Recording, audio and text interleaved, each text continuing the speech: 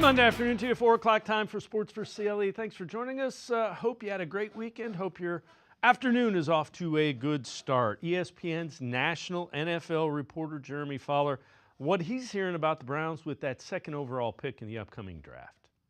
Well, the Browns have been very mysterious throughout this entire process. I do believe GM Andrew Berry is liking that, that sort of mystery here around the Browns and what they could do because they've looked at a bevy of options. So I do know this. They've spent a lot of time with Abdul Carter, the pass rusher out of Penn State.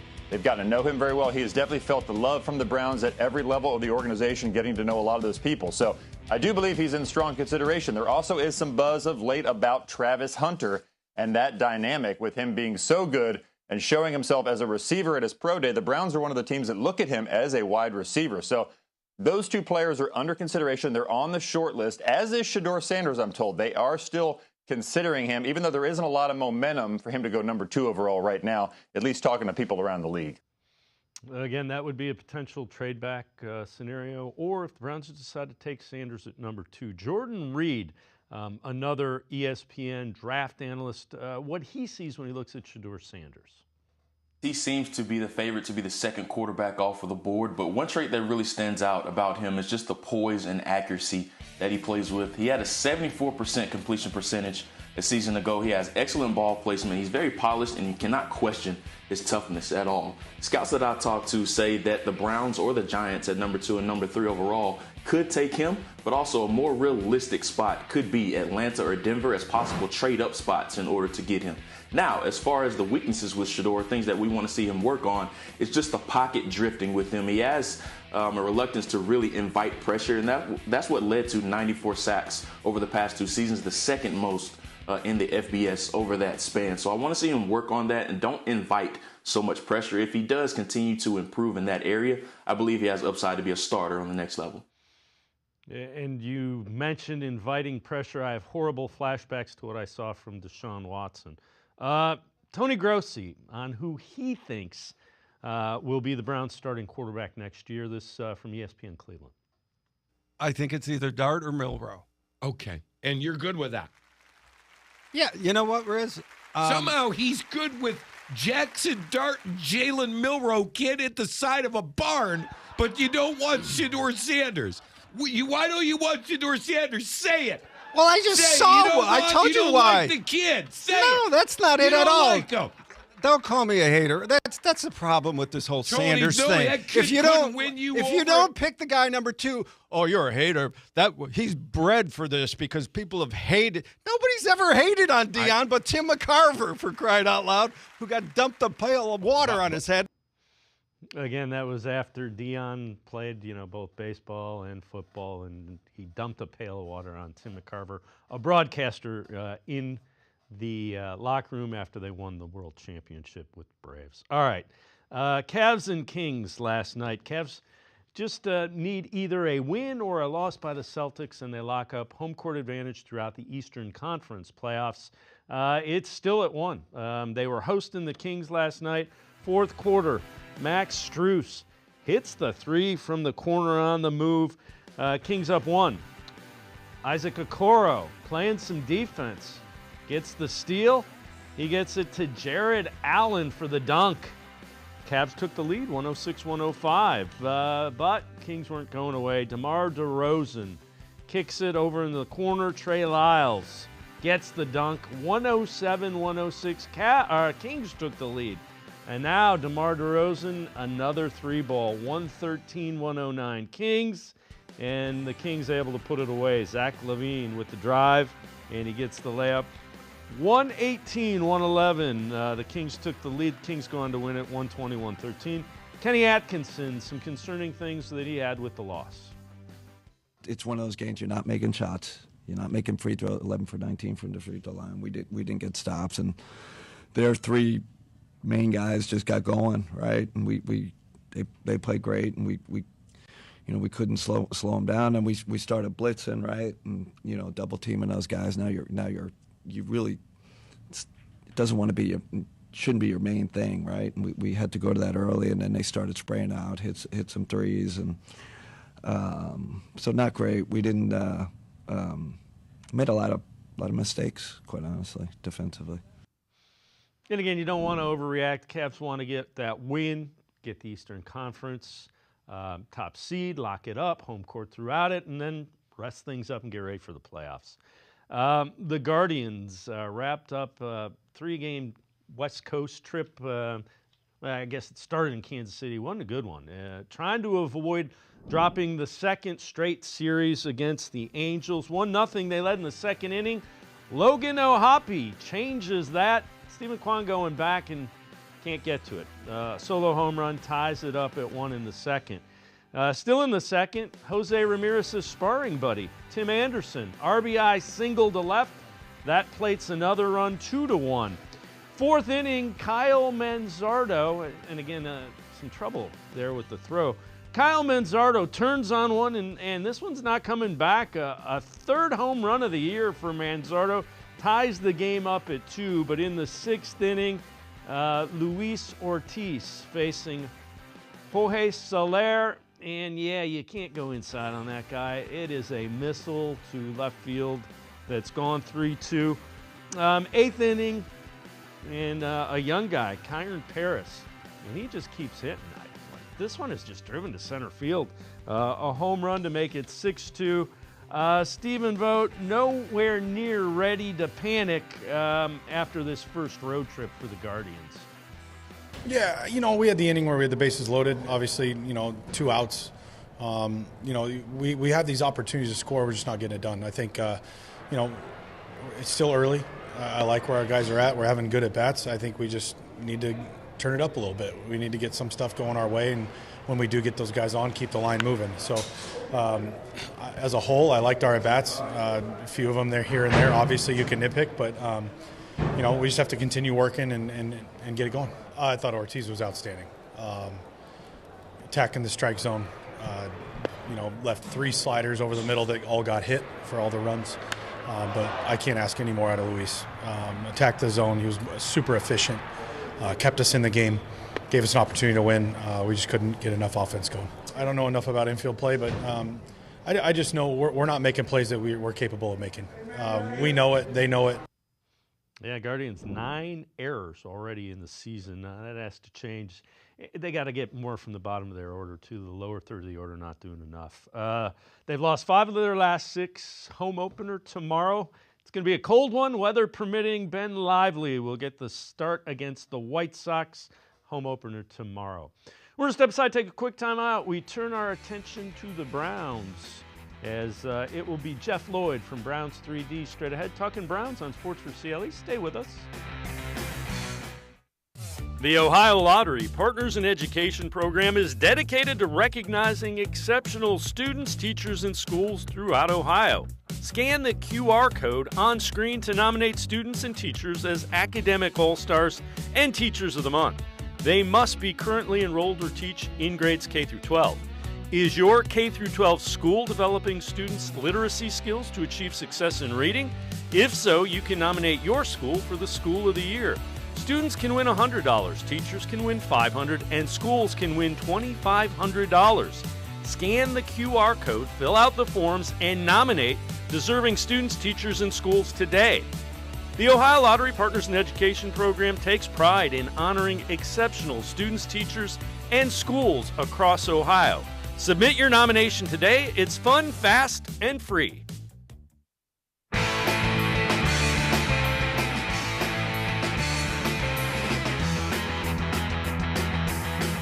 We begin this week talking Browns. As usual, ESPN draft analyst Adam Schefter taking us through the ever-changing intel regarding the Browns pick at number 2. A couple of months ago, I was of the mind and the impression, based on things people told me, that the Browns were likely to go quarterback. And they were. But that was because they wanted Cam Ward. And Cam Ward isn't going to be there at number 2. And so once they realized that, they came off that. And then we shifted to Abdul Carter, where there were a lot of people that felt like the Browns were going to take Abdul Carter and match him opposite Myles Garrett. And you know what? They still could. They still might. But the latest intel now is that I believe Travis Hunter is the more likely pick at 2 today, a couple of weeks out. of the NFL draft for a couple of different reasons. I think the Cleveland Browns watched him on Friday at his pro day, and they saw somebody that could move like nobody else. I think that going into that day, they viewed him as somebody they could play at wide receiver, and I think sprinkle in defensive back. So I think he could play two ways for them, but I think they may think of him more as a receiver than a cornerback. Let's welcome in Jeff Lloyd from Browns 3D on the Orange and Brown Report. And Jeff, I have no problem if they take Travis Hunter. They need playmakers. We've talked about this. Well, I think the thing, and this is what maybe I think after, certainly all the stops, whether it was the All-Star games, certainly the combine, and now the completion of the pro days. And if you kind of notice when somebody's name goes up, it's usually right around, when they've had either their pro day, so once the name rises, obviously the connection kind of came from that.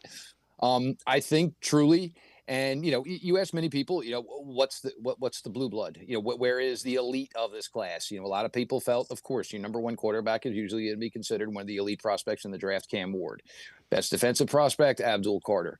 Travis Hunter, a lot of people believe that as a wide receiver, there's some that are kind of maybe giving some Justin Jefferson type comparisons. He would be the other guy. This isn't a knock on Shedeur Sanders, and this might benefit Shedeur Sanders. The lower he goes in round one, the odds are better that he maybe goes to a team that is more complete, more ready to go, and unfortunately just needs a quarterback. That could work out better for Sanders. But the Browns, look, you need playmakers. You need a bunch of playmakers. Obviously, you need a lot of skill players on the offensive side of the ball. Defense, you're a little bit better off. It doesn't mean that necessarily you're going to ignore defense, but you need probably one more pass rusher there, whether you get it at 2, whether you address it maybe a little bit later. But that gives you stability and length in keeping a unit together on the defensive side of the ball. My only issues with Hunter, and look, Hunter's tape is ridiculously good and really impressive. And look, if the Browns are taking him at 2, I don't think there's any thought process whatsoever in regards to him as a defensive back anytime soon. You are taking him at 2 overall. You want him to refine and get better at whatever weaknesses you think he has currently as a wide receiver. For me personally, though, I'm big in athletic testing. It's part of how I view players. Hunter unfortunately didn't do any of that. You look at other wide receivers who have gone either number 2 or number 3 in the draft. You're talking about Calvin Johnson. You're talking about Charles Rogers, formerly from Michigan State. Obviously, he flamed his way out of the league. At 3, it was Braylon Edwards. It was Larry Fitzgerald. It was Andre Johnson. All of these guys, much bigger than Travis Hunter. All of these guys did athletic testing, all tested out extremely well. Of these 5 names I mentioned, 3 were surefire first ballot Hall of Famers at the wide receiver position. So if you want to do it, that's fine. I'm totally with it. But, part of it also is for me is it feels like you're working backwards. Again, the Cincinnati Bengals drafted Joe Burrow, came back around later, drafted T. Higgins. Next year, you drafted Jamar Chase. It's kind of like saying we know who our top 2 wideouts are, Jerry Jeudy and Travis Hunter. Unfortunately, we're just not sure who the quarterback is yet. Yeah, and that's absolutely fair. All right, let's head to the voicemail of Truth and Reason. As you guess, quarterbacks on the topic of a lot of people's minds. Hey, Dave, Frank from Cleveland. A couple things. I like how Deion Sanders is backtracking on his words that his son won't play for certain teams. Now that he knows his son's falling in the draft, he's good with any team. Number 2, why don't the Browns start drafting from big schools like Georgia, Ohio State? They're football producing NFL player colleges. Andrew Berry might have to go back to Howie Roseman and take over General Manager 101. All right, let me know your thoughts, Dave. I love you, brother. You and the family be safe, and have a good one. As always, appreciate all the voicemails.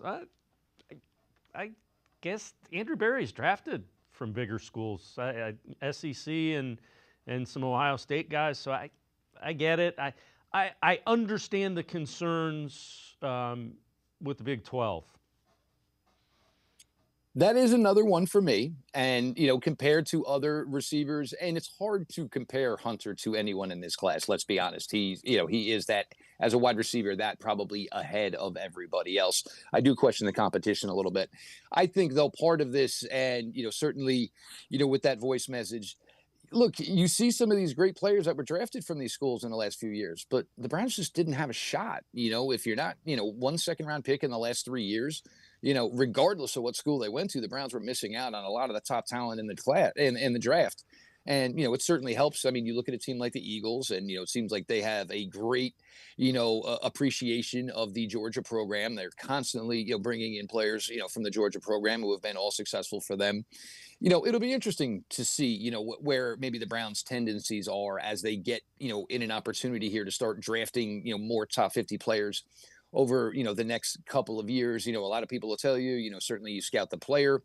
You don't necessarily scout the helmet, but I kind of do agree with what he said because, if these guys are playing for programs that are usually in the top of the country year in, year out, you kind of get a feeling that when they come into the building, they kind of know what the expectation is, because it wouldn't be that big of a change from the program you were at, which was great in college, from, what the NFL program is hoping for you, to come in and what the expectation is for you to act like a pro, and that, this is a situation where our team wants to be successful.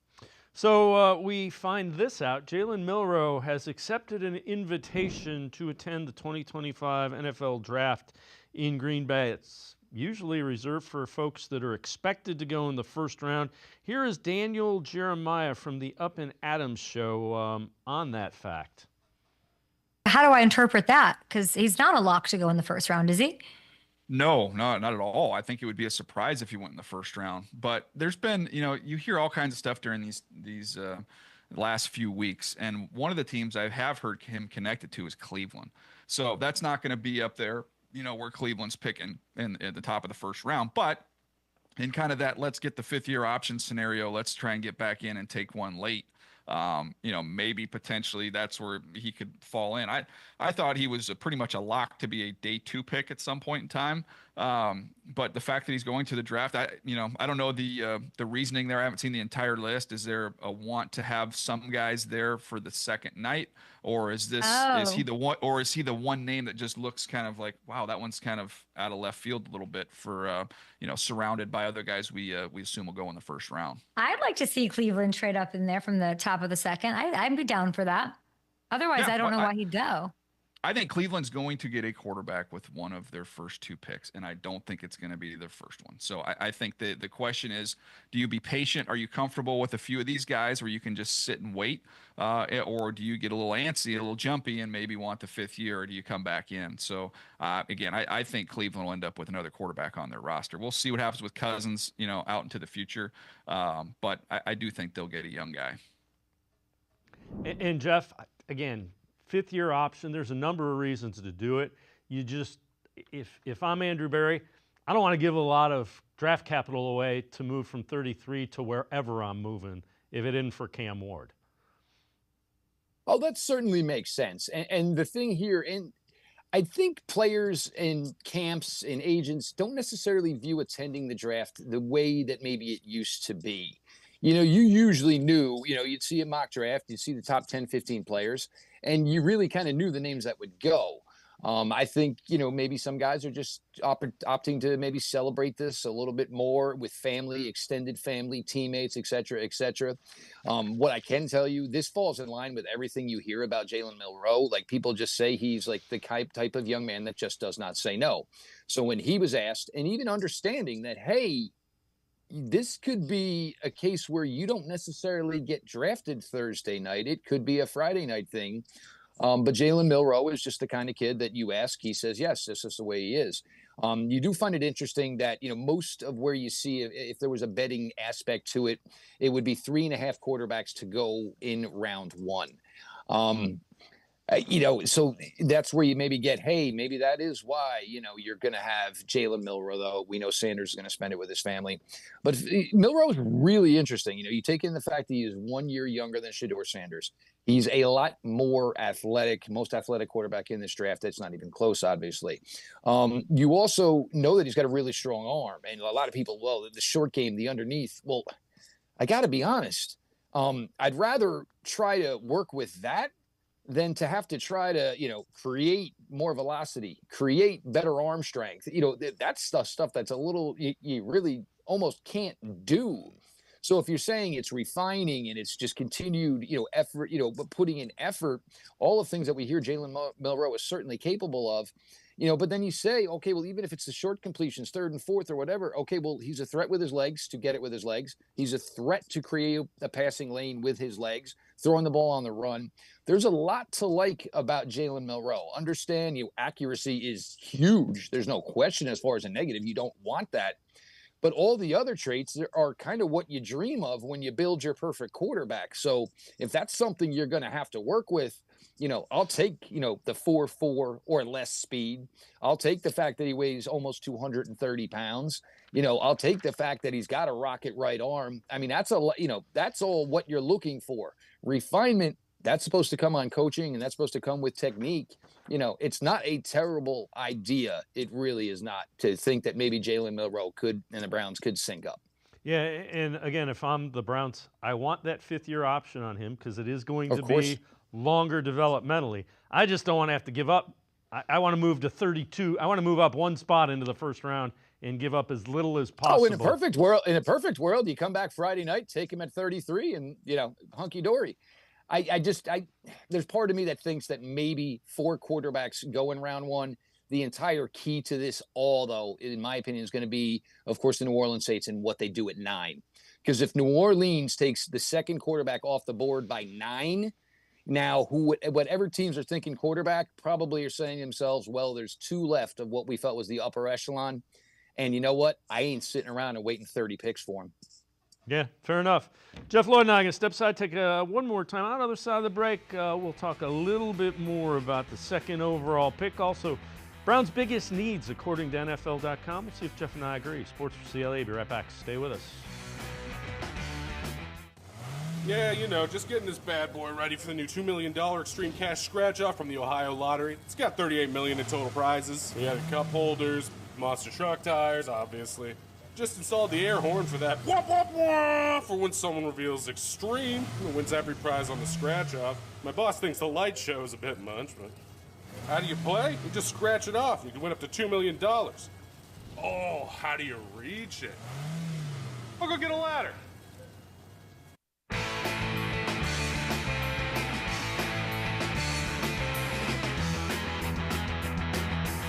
We continue talking Browns with Jeff Lloyd from Browns 3D on the Orange and Brown Report. ESPN's Tony Rizzo with his thoughts on the number 2 overall pick for the Browns. This line about they like Shedeur, but they don't like him enough to take him at 2. Well, I'm here to tell you, folks, the only people keeping score are the people doing mock drafts. As a Browns fan, I need a quarterback. I can't go anywhere until I get the quarterback. Value and who's worth this and who's worth. Can you win with that guy? Then who the hell cares where you take him? You can have the best receiver of all time. If you have nobody to throw him the football, what the hell good is it? You're in denial. You need a quarterback. And there's a kid worth taking a chance on. The question is the kid worth taking a chance on? And so, Jeff, Johnny Manziel, Brandon Weeden, Brady Quinn, Colt McCoy, DeShone Kizer, those are all guys you kind of talked yourself into and drafted them earlier than you should have. Study history so it doesn't repeat itself. Yeah, and look, anybody will tell you, and what is the biggest line that goes along with the draft is you do not draft because of need, especially when you are this high in the draft. When you are looking at the potential, of taking a player at number 2 overall, you're basically saying to yourself, okay, well, here's the list of guys. We've done all our work. We've watched all the film. Here are the athletic abilities. Here are the reports. We talked to his 7th grade algebra teacher, da-da-da-da-da-da. You are looking for a guy when you're drafting number 2 overall that you're saying, okay, well, now I want you to cut this list down and X out everybody on that list that you think that doesn't have the potential to possibly make the Hall of Fame. That is literally what you're looking for when you were drafting number 2.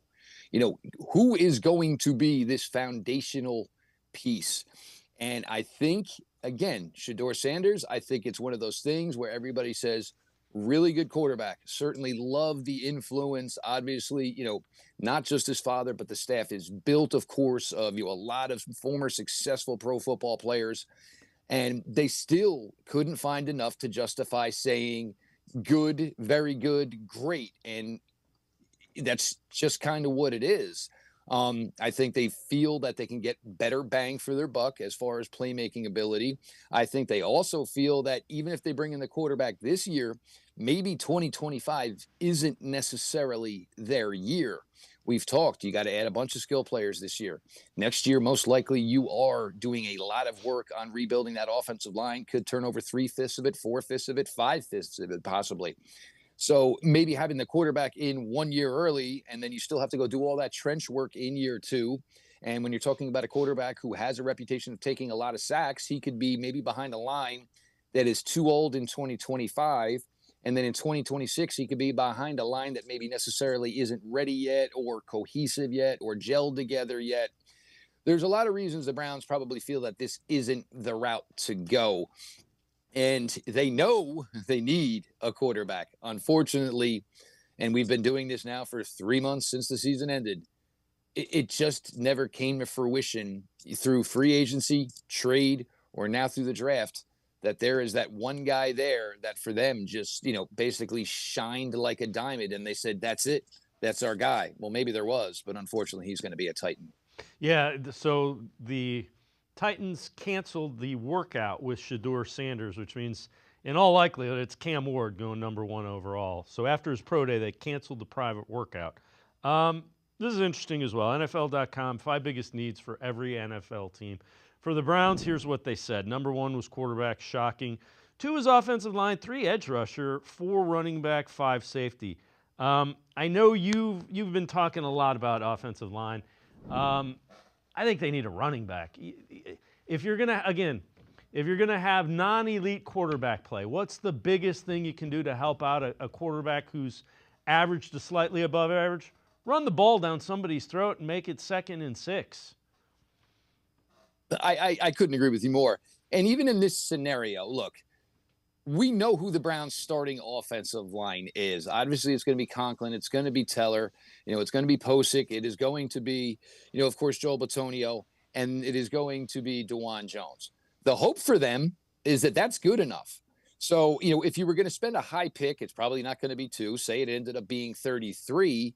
And if everything went right for them, pick 33 doesn't necessarily contribute in his rookie year. Well, we know the Browns have a lot more holes, and hoping that somebody that they drafted 33 is going to be somebody that probably can contribute, pretty early. I agree. I think running back is higher. I agree edge rusher should be on there. You look at what the Browns have always tried to do with Myles Garrett. They've always tried to have that name brand running mate. 2 years of Clowney, 2 years as a Darius Smith. They've always liked to have that around Myles. And right now it's a bunch of younger guys. Of course, my plan is bringing in a younger guy, but it is making a splash move by maybe saying I'm going to take this guy at 2 because, he's athletic. He's even faster than Myles. He in 2 years at just linebacker at Penn State, he had 11 sacks. Then when they actually put him at edge rusher, we all saw the mayhem he caused this year. So that's probably high on their list. Certainly safety is a big need. I think they, wide receiver, if it's not Hunter, certainly wide receiver is a need.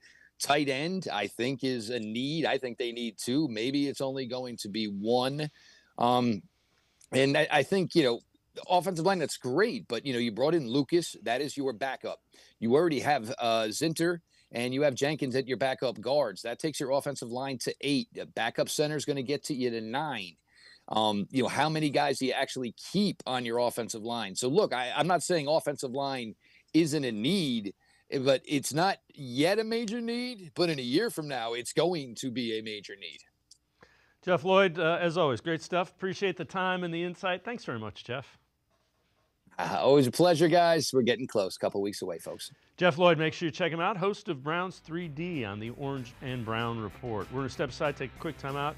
Talk a little Browns and a little Guardians with Kenny Roda from WHBC. Straight ahead on Sports4CLE. Stay with us. Come back to go forward. Back to learning new things. Back to pursuing your dreams. Tri-C has flexible learning options to fit your life. And every year, more than 1,000 local companies provide Tri-C students with real-world learning. The right education can boost your lifetime earning power by hundreds of thousands of dollars. Start now with a college education you can afford.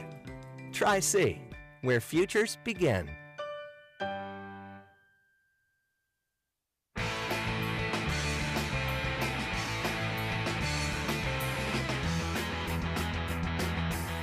We continue talking Browns on Sports4CLE. Shedeur Sanders had his pro day workout in Colorado Friday. Browns had a huge contingent. Andrew Berry, Kevin Stefanski, owner Jimmy Haslam, several others as well. After the workout, Sanders on why his pro day was important to him. Yeah, it was definitely about the teammates because I could have selfishly chose not to, because I proved myself years after year after year after year. And the most important trait as a quarterback is consistency. And I show that. I'm the most consistent, out there. Accuracy, most accurate out there. Just look at the numbers, look at the stats, and you'll be able to tell who's consistently the best quarterback year after year. I feel like I'm the number one quarterback, and that's what I know. But at the end of the day, I'm not stuck on that because it's about the situation.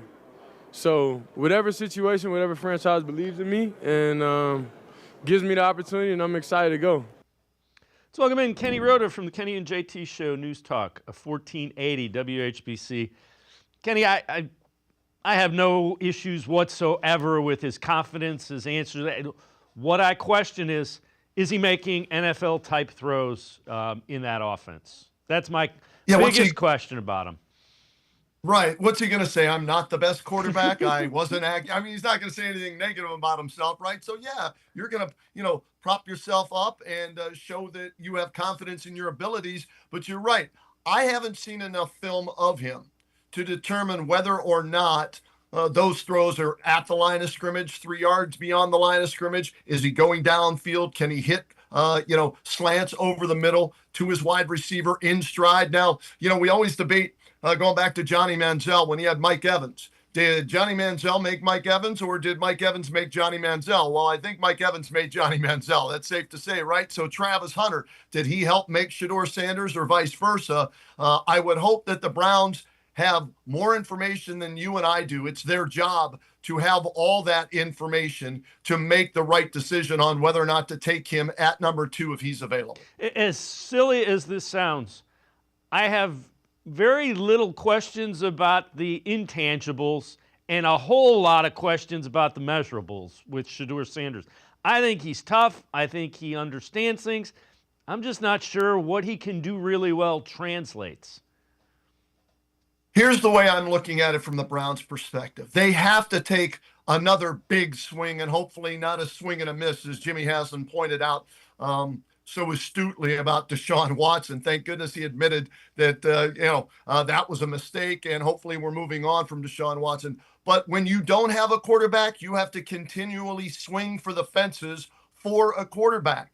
So if that's at number 2, I like Cam Ward better than I like Shedeur Sanders. If Cam Ward's there at number 2, I have no hesitation taking another swing on Cam Ward. If it's Shedeur Sanders, again, do I risk at number 2 passing on the 2 best players in the draft, Travis Hunter and Abdul Carter, or do I risk not taking a quarterback and hoping that I get it right this time? I think it's safe to say that the Browns will draft a quarterback within the first 3 rounds. It's just a matter of when and who. All right, as you might guess, plenty of people want to talk quarterback and the Browns. Let's head to the voicemail of Truth and Reason. Hey, Dave, Frank from Cleveland. A couple things. I was watching Bruce today, and he sold on this Dak Prescott rumor. What the hell will we need Dak Prescott for? We got Kenny Pickett. They both got something in common. They can't win the big game. I'd rather take a shot in the 2nd or 3rd round on somebody. And I'm still leaning towards Abdul Carter. Finally get the miles of running mate he's long needed. Let me hear your thoughts, Dave. I love you, brother. You and the family. Be safe, be good, and I'll be in touch. Bye. As always, appreciate all the voicemails. Kenny, if they could find a way to make Dak Prescott work, I think he's a huge upgrade. I think I know he hadn't won a playoff game, but he also hadn't had a defense in total behind him. There's no way that works for the Browns or the Cowboys. Like the cap hit for the trade would be over $100 million. So that's just not going to happen. We both know Bruce. We love Bruce, but his source this time, I don't care how good he thinks it is it's the only one saying anything about Dak Prescott coming to the Browns. When I was going through college and that, for journalism, give me at least two sources that can back something up. And he says he has one. I'm sorry, I don't believe that source. I don't believe there's any chance. Let me rephrase that. Never say never. I learned that with LeBron and Jim Thome. But the likelihood of Dak Prescott ending up in Cleveland, slim and none. And, the old saying, slim's out of town. So, yeah, financially, salary cap-wise, that trade makes absolutely no sense for either team. All right, so who do you think the opening day starter is for the Browns in 2025? I went on record about a month and a half ago on the Kenny and JT show on News Talk 1480 WHBC, so it's out there. I think it's going to be Kirk Cousins. Somehow, some way, I think Kirk Cousins ends up here, connect the dots, right? The breadcrumbs lead to Kirk Cousins with Kevin Stefanski, and the Falcons don't want him anymore. I was surprised that they didn't flat out cut him, but maybe financially this helps them. And if there's a way they can make that money work with the Browns and Kirk Cousins and get a 6th or a 7th round draft pick, I think they just want something for him. Then I think he ends up being the starting quarterback. I hope it's not Kenny Pickett. Okay, I've seen that movie before, and the ending is not good. Yeah. And they've got nobody else because Deshaun Watson ain't walking through, the tunnel and out on the field opening day either for the Browns, or hopefully ever again for the Browns. But right now it's Kenny Pickett until we see what happens in the draft and if they trade for Kirk Cousins. But I think they will end up getting a veteran quarterback either via trade with Cousins or, Carson Wentz, Joe Flacco. They're still out there. You have to keep those names in mind. I actually, I tend to agree with you, and I think, I know there are a lot of Browns fans think Kirk Cousins is washed up. I think he can play, and remember, he was 6-3 last year, got hurt, and the Falcons did not play to his strengths. They had all these receivers. They weren't putting them, they were not tailoring the offense around him. Kevin Stefanski likes to play the way that he plays quarterback is the strengths. He would play to his strengths. I think it makes sense, and the thing I would say is if they trade him after June 1st, they can spread out the cap hit that they're going to take, dead cap hit, over 2 years. Yep. So it could be as late as we're not doing anything until June. And that's a very strong possibility. Good point by you. 6-3, and then he hurts his elbow and his shoulder, and then goes on to have just a horrible 1-4 finish to his season with 1 touchdown and 9 interceptions. You look at him, he's younger than Aaron Rodgers. I mean, the Steelers and the Browns are in the same boat. They really are. They have no quarterbacks worth a damn on their roster. Mason Rudolph's worse than Kenny Pickett, in my opinion. So both teams have, at best, backups as their current starters. Both are looking at aging veterans who have both had torn Achilles, right? And they're hoping to get them, signed or traded for. And they're both looking for a quarterback in the draft. It's almost identical. Biggest difference is Steelers' record last year versus the Browns' record last year. Steelers are closer to a playoff team than the Browns are. All right, so this is interesting as well. There is a quote, growing belief in the NFL that Travis Hunter is the favorite to be selected by the Browns, number 2 overall. That's Jeff Howell of The Athletic. High-ranking executives and coaches are his sources. I'm not opposed to that, I suppose. He's a playmaker. If you're number 2, if you're Andrew Berry, what do you do number 2 overall? Take the best player available. They said they don't want to force the quarterback issue, even though we see a lot of teams force the quarterback issue, especially when you're the worst quarterback team as far as judging quarterback talent, right? And that's the Browns since 1999. So again, they have more info than you and I do, David. I made this point earlier. They've interviewed them. They've watched them in person. They've had somebody watch every single throw that, Cam Ward, Shedeur Sanders has made. They've watched every single play on offense, defense with Travis Hunter, Abdul Carter. So they should be smarter than us. But if you look at their track record, let's just look at Andrew Berry's track record. Why would you have any confidence whatsoever in Andrew Berry as a drafter?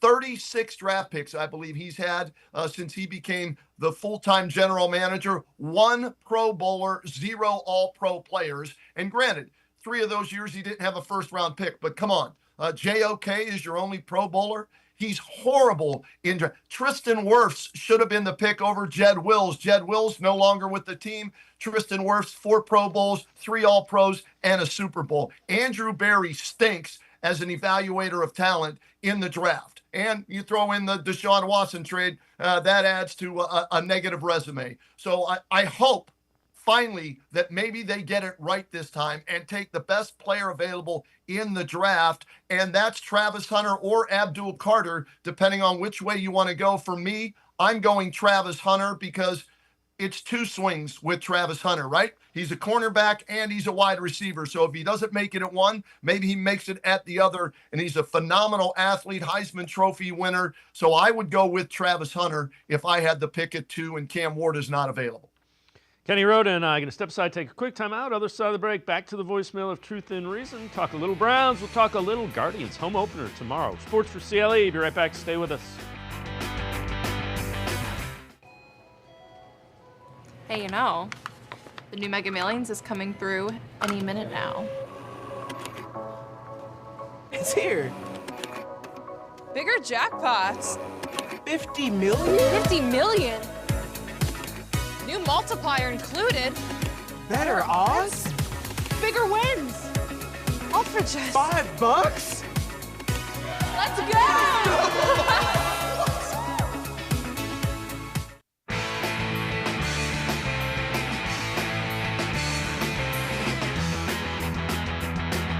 We continue talking Browns with Kenny Roda from the Kenny and JT Show News Talk, 1480 WHBC. Let's head back to the voicemail of Truth and Reason. Hey, guys, I was just thinking, this narrative about Shedeur Sanders' arm and his mobility is kind of ridiculous, because where was this talk when Tua was coming out? Tua does not have a better arm than Shedeur Sanders. I don't think he's more mobile than Shedeur Sanders, and Shedeur Sanders is bigger than Tua as well. Nobody had a problem when Tua was taken before Justin Herbert. But all of a sudden, arm strength and mobility is such a big deal when it comes to Shedeur Sanders. I just wish everybody would just keep it consistent, because a lot of this stuff is ridiculous. Shedeur Sanders can make every throw needed to run any NFL offense. But that's just my thought. Hopefully the Browns have a good draft. Go Browns. As always, appreciate all of the voicemails. Kenny, it was pretty split between Justin Herbert and Tua. I think the questions were legit about Tua. I know they gave him a big contract. I want to see him in the playoffs and win a playoff game. He hadn't done that yet. I want to see him on the field on a consistent basis. What's the best ability? Availability. And unfortunately for him, he's had concussion issues and can't stay on the field. So here's the other thing we have to keep in mind with the Browns. Next year's draft, right? I was doing some research, and these are the quarterbacks that likely will come out in next year's draft. And a lot of the, I guess, pundits who do this for a living and research it further than you and I do, they say this class will be much better than this year's class. Arch Manning, of course, out of Texas. John Mateer out of Oklahoma, Cade Klubnik from Clemson, Garrett Nussmeier from LSU, Carson Beck is going to Miami, transferring from Georgia, Drew Aller from Penn State. So the question is, and I've seen a lot of talk online, social media and whatnot, are the Browns okay waiting till next year to get their franchise caliber quarterback? There's even talk about them tanking for Arch Manning. Now, Arch could go back and play another year at Texas, but if he has a big year and Texas wins the national championship, why would you do that? Unless you're going to make more in Texas with NIL dollars than you would as the first overall pick in the draft or a top 5 pick. So the debate is on between this year's class and do we take that big swing at number 2? And if we do miss, okay, no problem, because that'll put us in great position for next year's quarterback class. If we get it right, then that solves our problem, and we don't have to worry about the class of 2026. So there's a number of ways you can look at it. With Shedeur Sanders, again, I guess if the Browns took Hunter at 2 and then traded back into the first round because Shedeur Sanders fell into the late teens, early 20s, I could see them doing that. I wouldn't have a problem with that. I don't know if I can take Shedeur Sanders at number 2, even if I need a quarterback as badly as the Browns do. Yeah, and again, I think that's what Jimmy Haslam was getting at with not forcing it. We'll see. Mike Florio from Pro Football Talk on Jimmy Haslam saying that the Browns have challenged Myles Garrett to be more of a leader moving forward off the field. Jimmy Haslam, the owner of the team, says we've challenged Myles by his practice habits, his actions, etc., to become a real leader of the team. And he has said he'd do that. And we're hopeful that he will. Well, look, we love Myles Garrett. And Myles Garrett may be the kind of guy who doesn't need to practice to go out and play at a high level. Right. He doesn't need to be Max Crosby. Sure. And whatever he's doing is working. Right. Like whatever you're doing, keep doing it. Well, now they want him to transform, and they think that because they gave him a big contract, that's going to happen. Do we really think that's the way the world works? Do we really think that he's just going to magically change at this stage of his career into something he isn't just because they addressed his desire to leave by giving him more money? Once those checks are cashed and your life day to day hasn't really changed, you're not going to be thinking, man, they gave me all that money, I'm going to change who I am in year 9 of my career. I just don't see that. And Kenny, this whole leadership off the field, go and sack the quarterback 2 times or 3 times in a game. That's the leadership. Make a play when it's needed. But on a team that's 3-14, you need somebody though to step. You don't have it at quarterback, right? That was a complete disaster, the worst trade in NFL history, maybe sports history, with the Deshaun Watson deal, right? So you need somebody to be a leader on this team. Who is it? Who's the leader? It's not Nick Chubb. He's not on the roster right now, right? Coming off that bad knee injury again and ended the season on the IL. So who on this team is the leader? Well, usually the highest paid player on the roster, you expect them to be the leader. You expect that individual to be the leader. And according to Jason Lloyd from The Athletic, his article about Myles either being late for meetings and maybe there's something to that and his practice habits because a lot of those young players are influenced by the highest paid player on the team, by the, Hall of Famer to be on the team. And if they see that guy half-assing it on the football field in practice, okay, well then if he does it, why should I have to practice any harder? And so there's 2 ways to look at that. I understand where Florio's coming from. Guy's going to cash the checks. He doesn't have to work any harder or become a better leader unless he wants to win. Okay, right. Let's be honest. What were they? 0-16 when he was a rookie. They're 3-14 this past year. Okay, same with Joe Thomas. Love him. He's a Hall of Famer, but what did he win? Absolutely nothing. Okay, so these guys have to step up when they're the most important player, arguably, on the team. You expect them to be leaders and to make a difference, not just in individual stats, but in wins and losses. Well, that's how you end up at 3-14 is because you don't have any. There's a vacuum of leadership. So I get where you're going with that. All right, let's turn our attention to the Guardians. Home opener tomorrow. Dropped another series on the West Coast, so they're now 3-6. How concerned are you? I know it's a short sample size that they were on the road, but there are some things that are just like, that looks ugly. My partner JT and I were talking about this the other day. How many Guardians everyday players would start for somebody else? Jose Ramirez, Stephen Kwan, those are the only 2. Maybe Lane Thomas, maybe, right? Maybe Carlos Santana. That's it.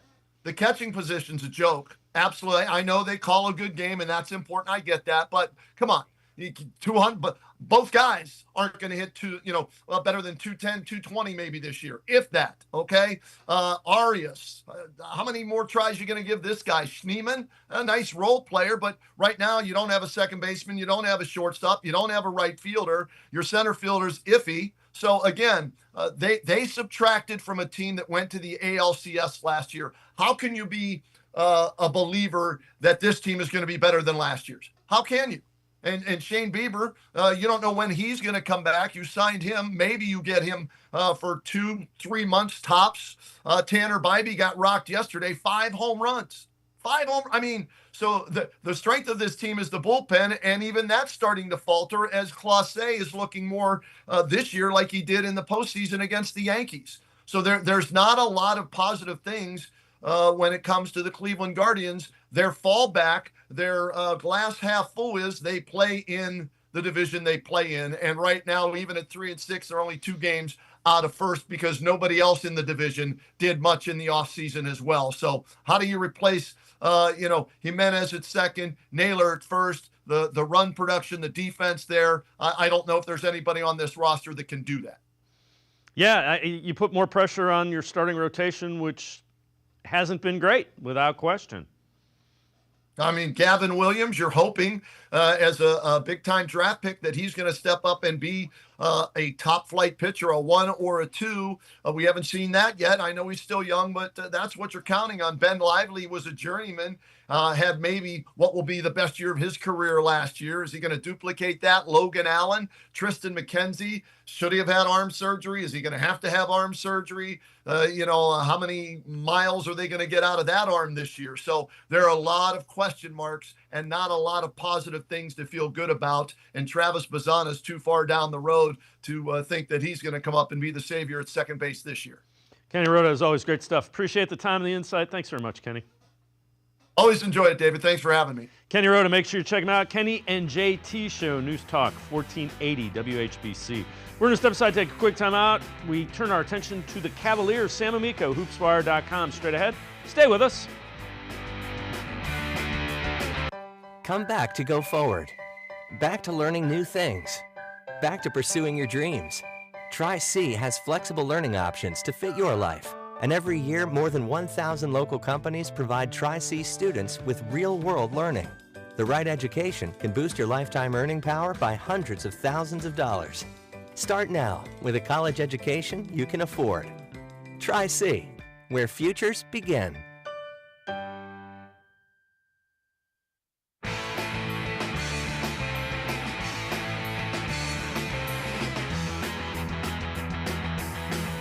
We turn our attention to the Cavaliers on Sports4CLE. ESPN's national NBA analyst, Brian Windhorst, on a team in the Eastern Conference that people should pay attention to.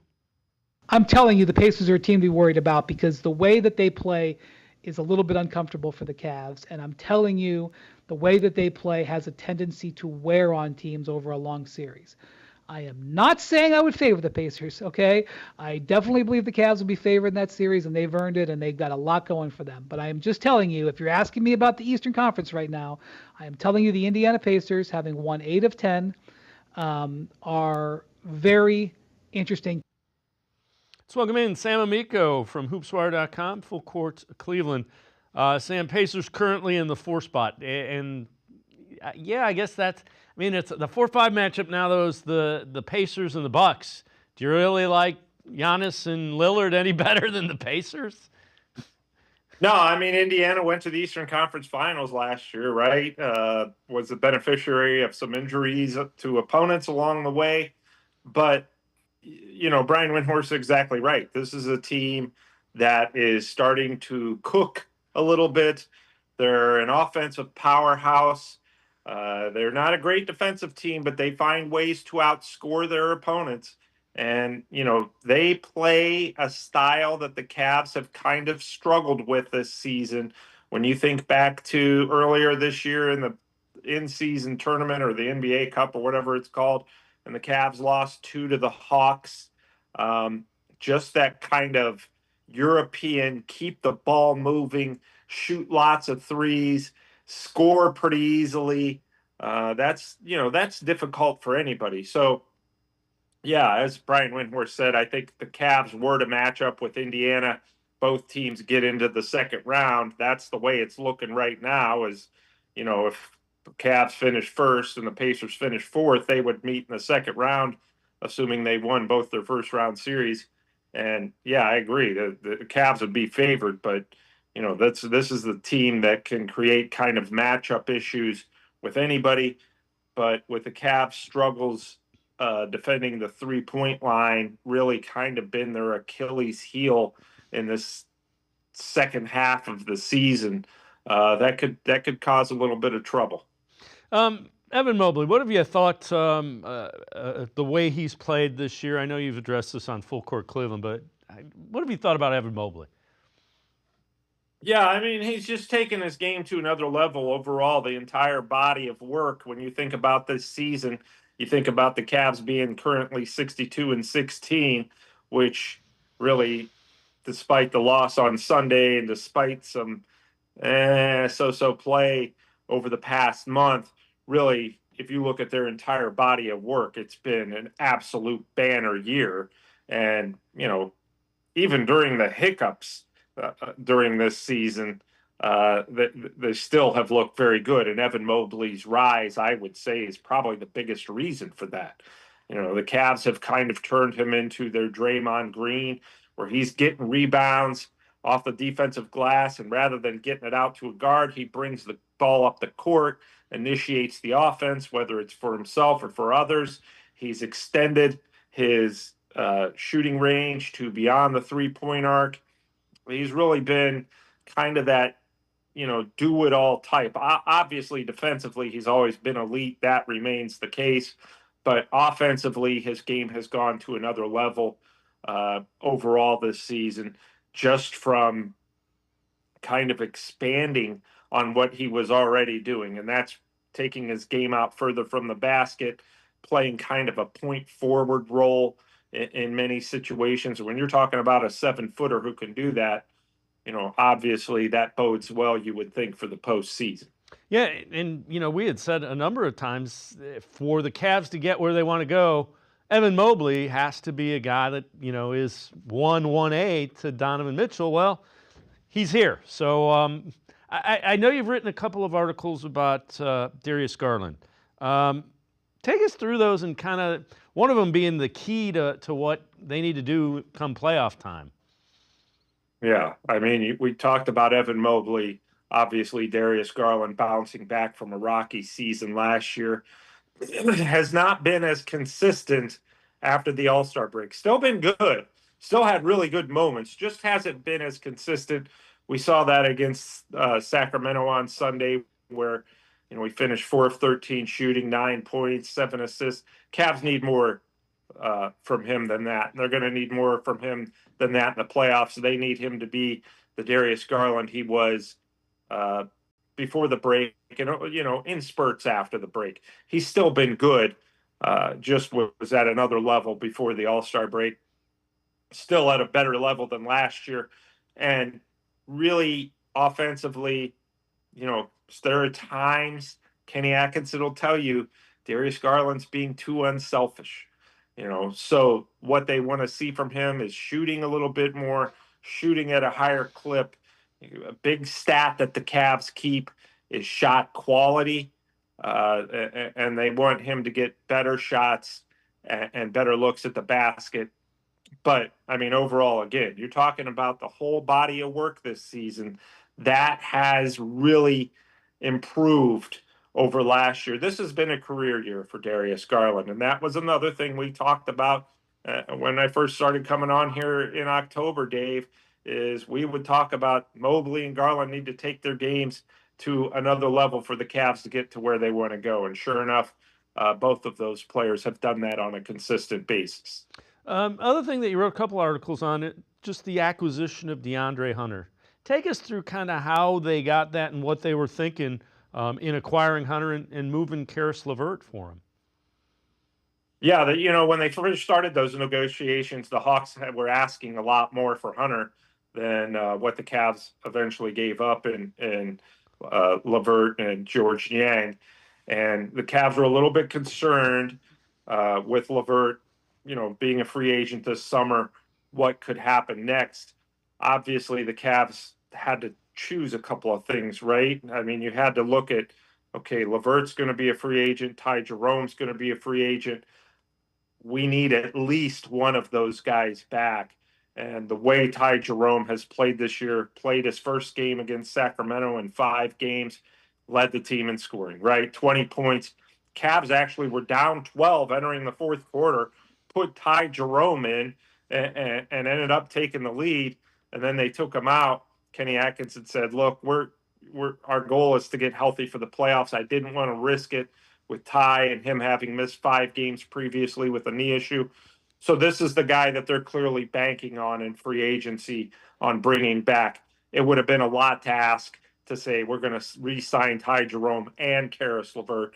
So that led to this trade for DeAndre Hunter. The Cavs knew they wanted to get a 3-and-D type of wing. Hunter's been just okay over the past 2 weeks or so, but playoffs again are the focus here. This is almost like the preseason again for the Cavs. They're just trying to get to the playoffs healthy, and it's more important to them than winning games. But, you know, we've seen what DeAndre Hunter can do for the Cavs and what he can offer. And while Karis LeVert was very good many nights, DeAndre Hunter theoretically is going to be the piece that you need alongside your core four to get you over the hump in a playoff series. All right, before I let you go, you kind of went there. Playoff basketball is just different, especially when you get into a series. What are some areas that concern you, and what are some areas you think, boy, the Cavs really need to take advantage of when you look at the playoffs globally, as that's what they're getting ready for? Yeah. You know, the main concern would be defensively. They never have a problem scoring points. Defensively, they've got to start getting more key stops, particularly, again, against opposing wings. We saw Zach LaVine and DeMar DeRozan just go bananas against the Cavs on Sunday. Sometimes these teams shoot at a high clip. There's not a whole lot you can do. But there are times that we're not seeing Kenny Atkinson do right now that I know he's going to do in the playoffs, and that's going to be putting Hunter in at the end of games and going big with Allen, Mobley, Hunter, and then, of course, you would have Mitchell and Garland to close games. At times, Ty Jerome will be in that mix. Obviously, Max Strus and Dean Wade and Isaac Okoro. So the main focus and the main concern is how do we shut down opposing wings when they get hot, like they've been doing the past, 2 weeks or so. We saw it twice against the Sacramento Kings, saw it against the Clippers.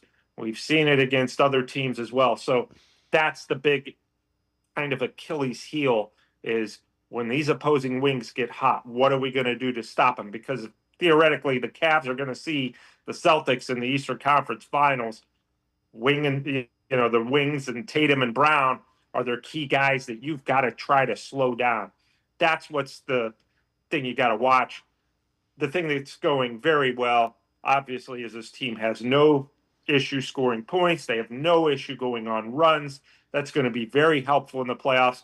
A big key for the Cavs, and why I like their chances, is because they're the highest scoring NBA team in the fourth quarter. And I think that they have so many weapons that even when you build a lead on them, the Cavs are never out of it. And that should bode very well for the postseason. Sam Amico, as always, great stuff. Appreciate the time and the insight. Thanks very much, Sam. All right, Dave. Thanks for having me. Sam Amico, make sure you check him out, hoopswire.com. Also, the co-host of Full Court Cleveland, always great coverage, not only of the Cavs, but the NBA as well. It's going to do it for this edition of Sports for CLE. We'll see you back here tomorrow at 4 o'clock. Have a great night, everybody. See you tomorrow at 4 on Sports for CLE.